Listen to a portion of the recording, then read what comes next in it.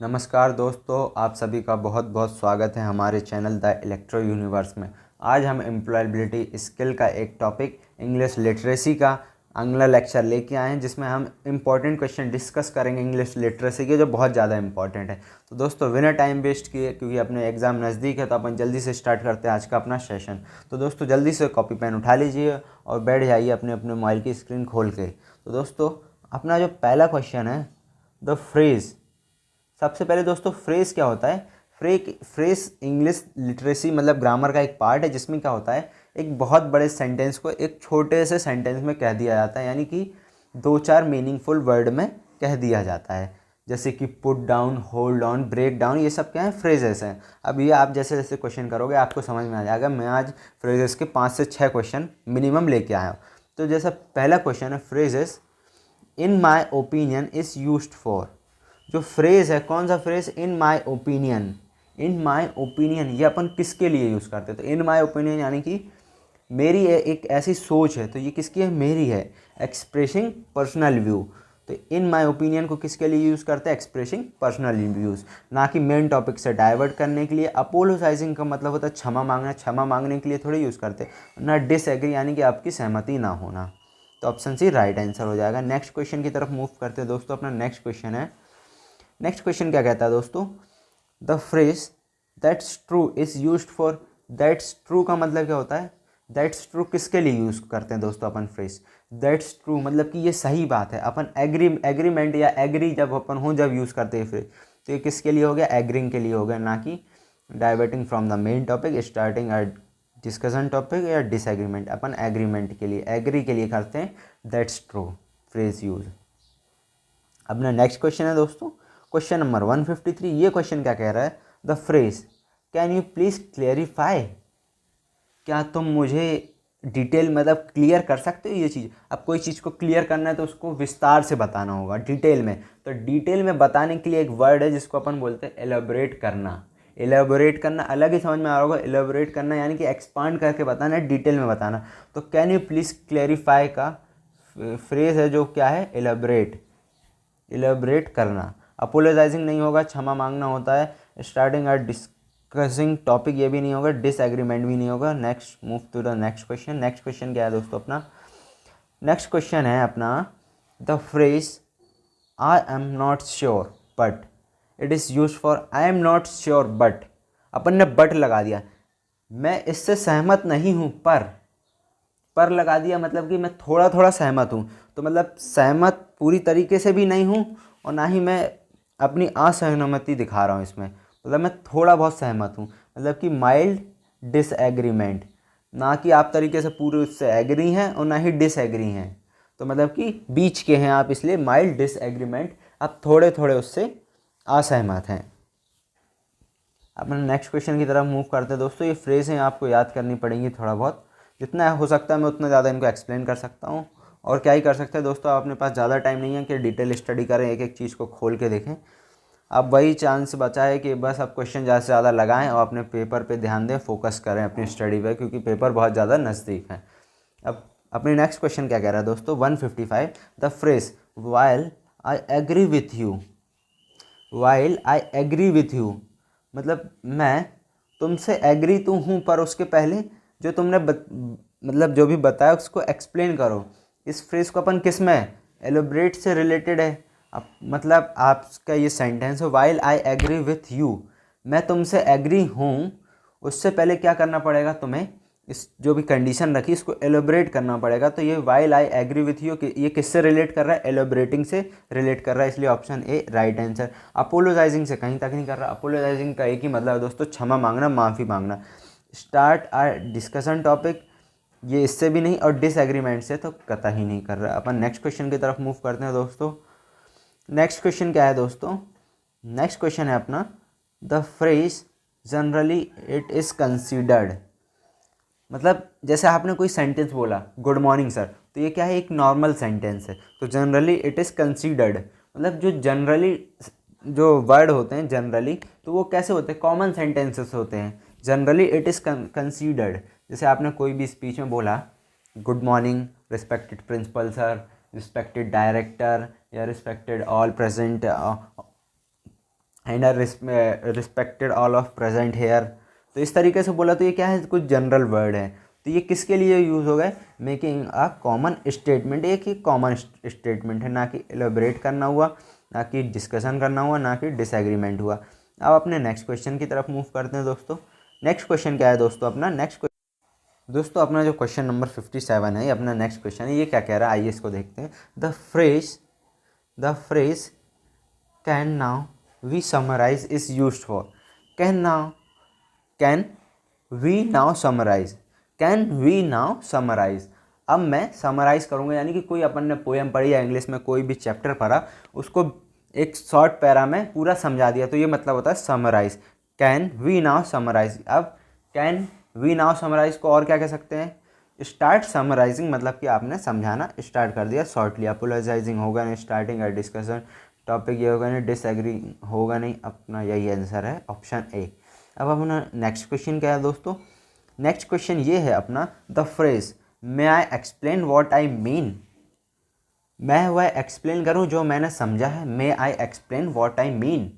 तो इस फ्रेज का मतलब क्या होगा, एलोबरेट करना। आपने टीचर से क्या बोला, टीचर जो मैंने समझा है मैं उसको एक्सप्लेन करूं, may I explain what I mean. Explain करने का ही मतलब होता है एलोबरेट करने, यानी कि डिटेल में बताना।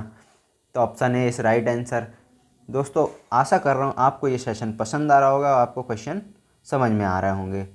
अगर कोई डाउट है तो कमेंट करके बताइए, हम उस डाउट को सॉल्व करने की बिल्कुल कोशिश करेंगे। Vimala was learning against the wall throughout the group discussion.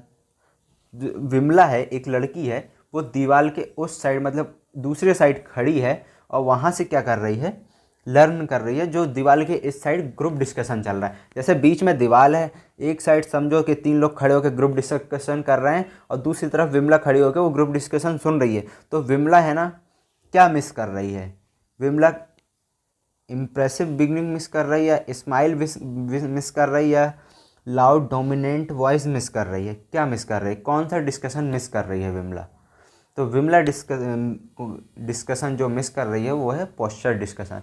अब इसको पोस्चर डिस्कशन क्यों कहा, क्योंकि एक पोस्चर का मतलब होता है बॉडी स्ट्रक्चर, यानी कि आप किसी शेप में या किसी स्ट्रक्चर के फॉर्म में खड़े हैं। तो एक दीवार है, उसके एक साइड 3 लोग खड़े हैं, किसी मतलब स्ट्रेट खड़े हैं, और विमला उसके अपोजिट साइड स्ट्रेट खड़ी है। और ये जो ग्रुप डिस्कशन चल रहा है दीवार के उल्टे साइड चल रहा है, जहाँ 3 लोग हैं, वो तो 3 लोग क्या है, एक पोस्चर में डिस्कशन कर रहे हैं, जो कि विमला अपोजिट साइड खड़े होकर ये डिस्कशन मिस कर रही, भले ही सुन रही है तो क्या हुआ, पर उस ग्रुप में नहीं है, इसीलिए अपन बोलेंगे विमला कौन सा डिस्कशन मिस कर रही है, ग्रुप डिस्कशन, वो भी पोस्चर वाला, पोस्चर ग्रुप डिस्कशन मिसिंग।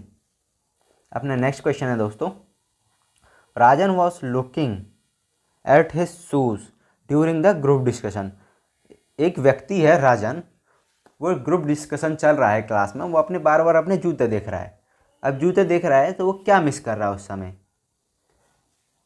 ग्रेटिट्यूर्स मतलब गैस्चर्स, मतलब जो जो वहाँ गैस कर रहे हैं लोग बाग, जो जो मतलब लोग बाग सोच रहे हैं, वो मिस कर रहा है दोस्तों। वो या तो वो प्रॉपर आई कांटेक्ट नहीं कर पा रहा है, या प्रॉपर ड्रेसिंग की वजह से वो जूतों को देख रहा है बार बार, पुअर ड्रेसिंग की वजह से, या डोमिनेटिंग द डिस्कशन, या डिस्कशन को वो डोमिनेट कर रहा है। सीधी सी बात है दोस्तों, राजन अपने जूतों को बार बार देख रहा है, तो वो डिस्कशन को डोमिनेट तो कर नहीं पाएगा, यानी कि लीड कर नहीं पाएगा। जब वो उसका ध्यान ही नहीं है डिस्कशन में, तो कैसे लीड कर पाएगा।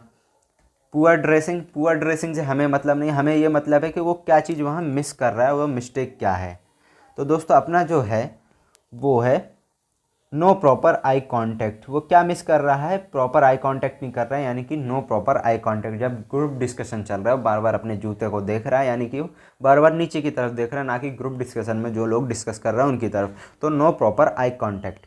What mistake did he do, यही वो गलती कर रहा है।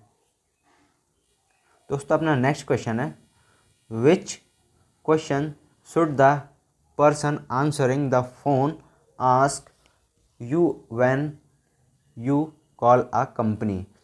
देखो क्वेश्चन ये है कि आपसे क्या क्वेश्चन पूछा जाएगा जब आपको कहाँ बुलाया गया हो, कंपनी में बुलाया गया हो फ़ोन पे। तो पहला क्वेश्चन क्या होगा, हु कॉलिंग प्लीज़, यानी कि कौन हो, किसके थ्रू आए हो, कौन हो। तो इसका आंसर होगा, इसके लिए क्या फ्रेजल वर्ब हो जाएगी दोस्तों, who calling please. Who calling please, यानी कि कौन बोल रहे हो। सबसे पहले जब आपके पास फ़ोन आता है तो आपके पास पहला क्वेश्चन ये आता है ना कंपनी से, कौन बोल रहे हो। अपना नेक्स्ट क्वेश्चन दोस्तों, अब यू से हैंग ऑन। हैंग ऑन का मतलब बता दो दोस्तों। हैंग ऑन का मतलब होता है थोड़े समय के लिए वेट करना, waiting for a some time, या waiting for a little time, या लिटिल नहीं सम टाइम यूज़ वगैरह, लिटिल क्वांटिटी के लिए यूज़ करते हैं। वेटिंग फॉर अ सेकेंड या जस्ट अ सेकेंड। तो ये जो फ्रेजल वर्ब है हैंग ऑन, ये किस चीज़ से इसमें रिलेट कर रही है, उसको कैसे अपन एक्सप्लेन कर सकते हैं।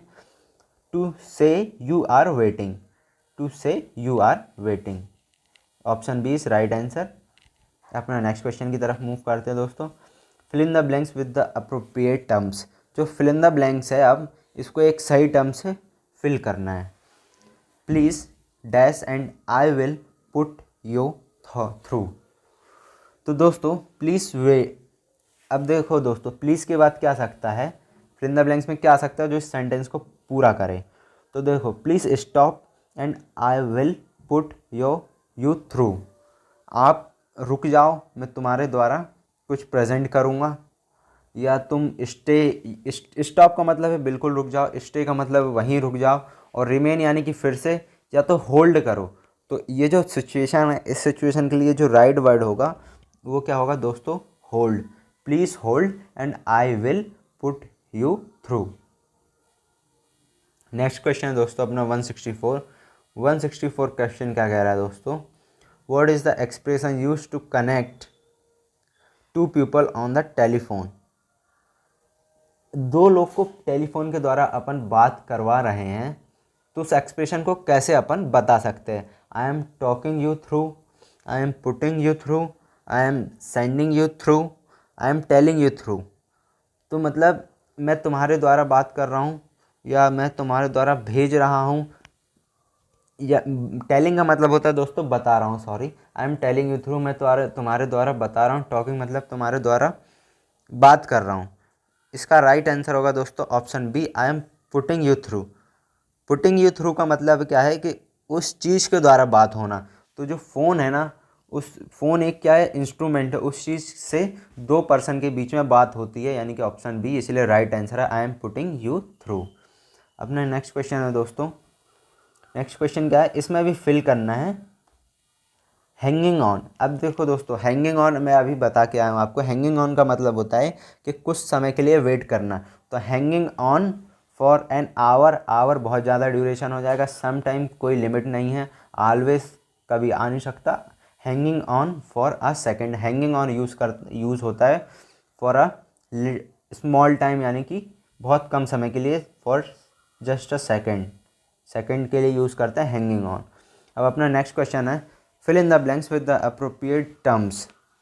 एक सही टर्म के साथ इस फिल इन द ब्लैंक्स को फुल करना है। Just a second I dash if he is in, just a second I dash if he is in. तो देखो वुड तो आएगा नहीं, वुड इसलिए नहीं आएगा क्योंकि वुड कब आता है, जब फ्यूचर परफेक्ट की बात हो रही हो, और शुड भी नहीं आएगा। तो यह विल आएगा, या तो मस्ट हैव सीन आएगा। मस्ट इसलिए नहीं आएगा क्योंकि कोई कंपलसरी नहीं है। अब विल क्यों आएगा दोस्तों, जस्ट अ सेकेंड, कुछ देर रुको, यानी कि कुछ सेकंड के लिए तुम वेट करो। ही इज़ इन, जब वो आ जाएंगे तो मैं आपसे बात करवाऊंगा उनकी। तो will see, just a second I will see if he is इन, अगर वो वहाँ होंगे तो मैं बात करवाऊंगा। ये सेंटेंस ये कह रहा है दोस्तों। अपना नेक्स्ट क्वेश्चन क्या है दोस्तों, अपना क्वेश्चन नंबर 167 क्या कह रहा है।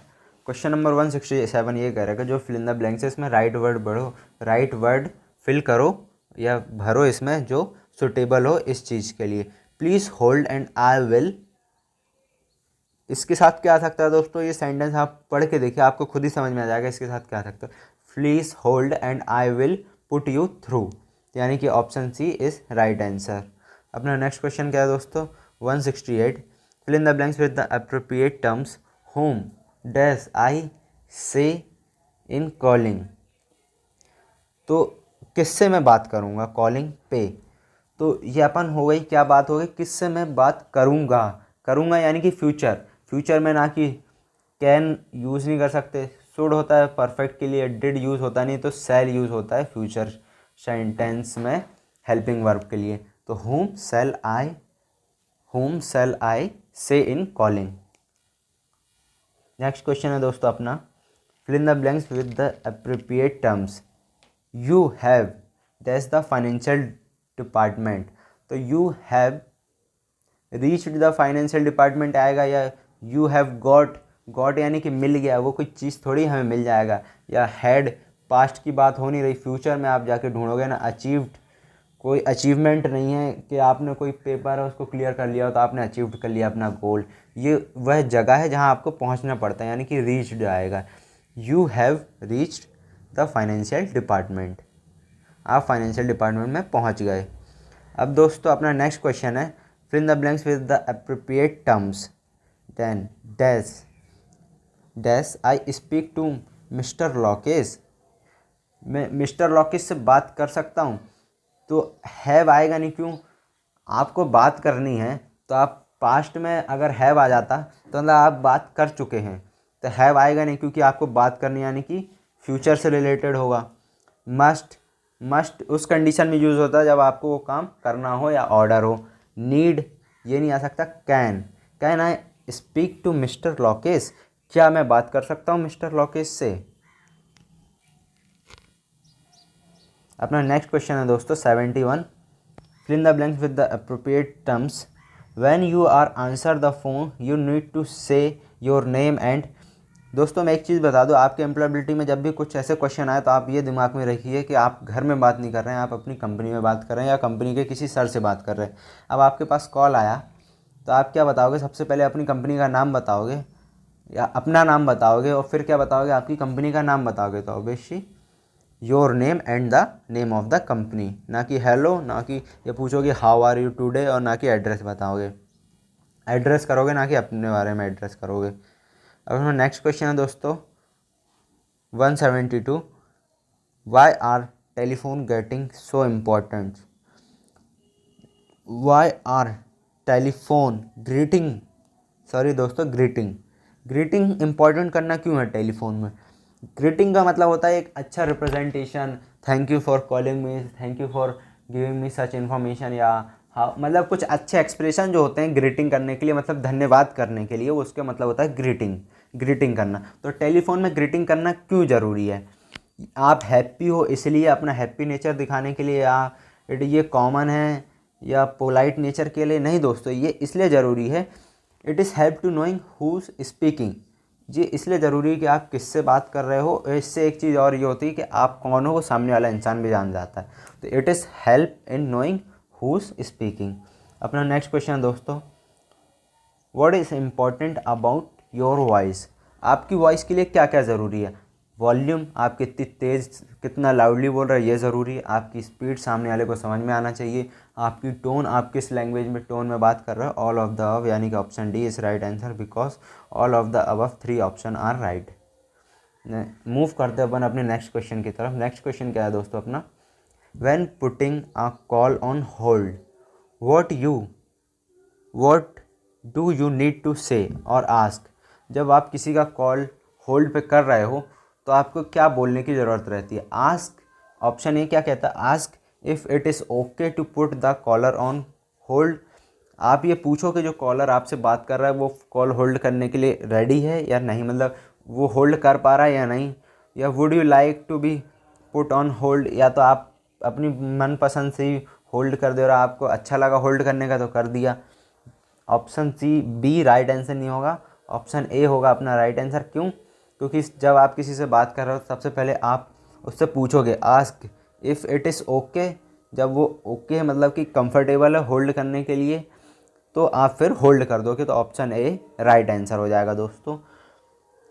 अब अपना नेक्स्ट क्वेश्चन और आखिरी क्वेश्चन आज की सेशन का दोस्तों, अपना आखिरी क्वेश्चन क्या कह रहा है? आखिरी क्वेश्चन ये कह रहा है, when talking to a caller after putting him और her on hold what should you say. आप किसी से बात कर रहे हो, आपने उनका कॉल होल्ड पे रखा उनकी परमिशन के बाद, फिर उसके बाद जब आप दोबारा कॉलिंग पे आए उनके साथ, तो आप उनसे क्या करोगे, क्या कहोगे? थैंकिंग यू फॉर होल्डिंग, ये कहोगे या nice that you have no other work, या तो ये कहोगे क्या कि आपके पास कोई काम नहीं इसलिए आप इतनी देर तक होल्ड पे भी फ़ोन को लिए हो, या कुछ भी नहीं कहोगे। इसका आंसर क्या नन ऑफ दिस होगा? नहीं दोस्तों, आप ये करोगे थैंक यू फॉर होल्डिंग। आपने जो कॉल होल्ड करने की परमिशन दी, आपने होल्ड करके रखा, उसके लिए बहुत बहुत धन्यवाद। तो दोस्तों ये अपना था आज का सेशन, जिसमें अपन ने इंग्लिश लिटरेसी के कुछ इंपॉर्टेंट चीज़ें समझी और जानी क्या होते हैं फ्रेजल वर्ब, क्या क्या सेंटेंस होते हैं, कॉलिंग में कैसे क्या बात करते हैं। तो दोस्तों इंग्लिश लिटरेसी थोड़ी सी टफ है क्योंकि ग्रामर है, पर इसको बार बार पढ़िए तो आपको समझ में आ जाएगा। And thank you for watching.